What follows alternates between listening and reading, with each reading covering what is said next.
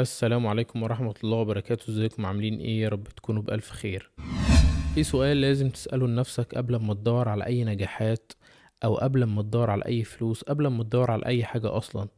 هل انت جاهز؟ يعني انت مستثمر في نفسك كويس وجاهز لأي نجاحات او اي نجاح تحققه، او جاهز لأي مبلغ يجيلك في اي وقت؟ هتعرف تتصرف؟ لازم تستثمر في نفسك عشان تبقى جاهز لأي حاجة تجيلك. لازم تستثمر في نفسك عشان يبقى عندك محصلة تخليك تنجح في أي مجال وتخليك تواجه أي حاجة تقف قدامك. ليه لازم نستثمر في نفسينا؟ انت بصيت حواليك هتلاقي كل الأشخاص اللي حققوا نجاحات عظيمة في العالم كلهم كان عندهم استثمار داخلي. كلهم استثمروا في نفسهم الأول قبل ما يخرجوا من بيتهم. في الأول محدش هيشوفك، لكن بعد كده العالم كله حرفيا هيسقف لك. انت رأس مالك قبل اي حاجة. لازم تستثمر في نفسك عشان لو جاتلك اي فرصة تعرف تنتهزها، ولو جالك اي مبلغ تعرف تتصرف فيه صح.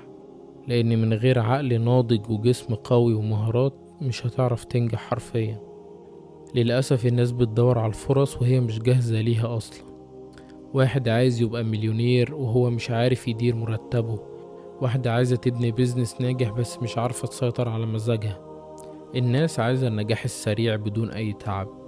خلي بالك مفيش نجاح بدون أي تعب. يعني ممكن 1% في العالم ينجحوا كده صدفة، غير كده مفيش حد بينجح من غير تعب. هتتعب هتنجح، مش هتتعب يبقى رايح دماغك من الأول. ركز على نفسك وسيبك من الترفيه المفرط وكل شوية خروجات وكل شوية قهوة وطول الوقت سوشيال. الكلام ده ملهوش أي تلاتة لازمة. فيما بعد هتعرف الكلام ده لما عمرك يضيع على الفاضي. في ناس بقى هتقولك انا طول الوقت بشتغل وطول الوقت ما باخدش نفسي. دي حاجة حلوة مش وحشة. احنا كرجالة المفروض ان احنا نحب الشغل، لان الشغل ده يعني مخلوق لينا. لازم تحب شغلك. لو ربنا كرمك بطول الوقت شغل وضغط في الشغل دي حاجة مش وحشة. لازم تبقى عارف نقاط ضعفك ونقاط قوتك، وتشوف الحاجة اللي انت ضعيف فيها وتقويها. لازم تبقى واعي على نفسك. طور من نفسك دايما وطور من معرفتك. اسمع بودكاست، خد كورسات. مش شرط تدفع فلوس في كورسات. الكورسات في كل حتة مجانا.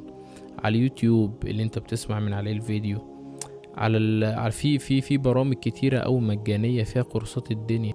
استثمر في صحتك وفي الاكل الصحي وفي النوم الكويس. الجسم القوي حرفيا بيولد عقل قوي. اتعلم مهارات مطلوبة في السوق، تسويق، برمجة، تصميم. ما تبطلش تتعلم. احنا هنفضل نتعلم لحد ما نموت. المهارات بتخلق فرص، والفرص بتخلق فلوس. استثمر في الناس اللي حواليك وابعد عن الناس السلبيين. اعمل لنفسك كل يوم خطة او روتين تمشي عليه. مش بتكلم عن الروتين بتاع الأغنياء اللي هو تصحى تحط وشك في مية ساقعة والكلام ده. الكلام ده بعد ال1 مليون دولار. لكن تحت ال1 مليون دولار لأ، انت تحت الصفر بقى. فتخيل بقى، انت فاهم؟ لا، تعمل نفسك روتين تمشي عليه يوصلك لل1 مليون دولار. احذف يا عم التطبيقات اللي بتضيع وقتك.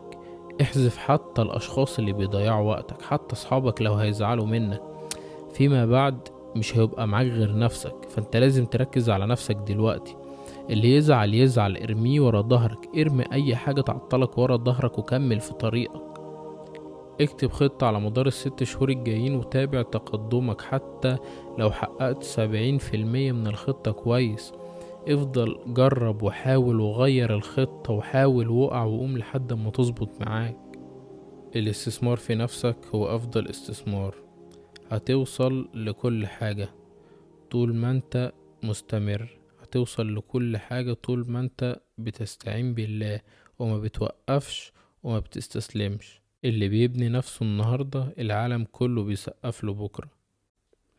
ابني نفسك لان انت ملكش غير نفسك. وبكده تكون الحلقة خلصت. لو الحلقة عجبتك ما تنساش تعمل سبسكرايب للقناة وتفعل زر الجرس عشان يوصلك كل جديد.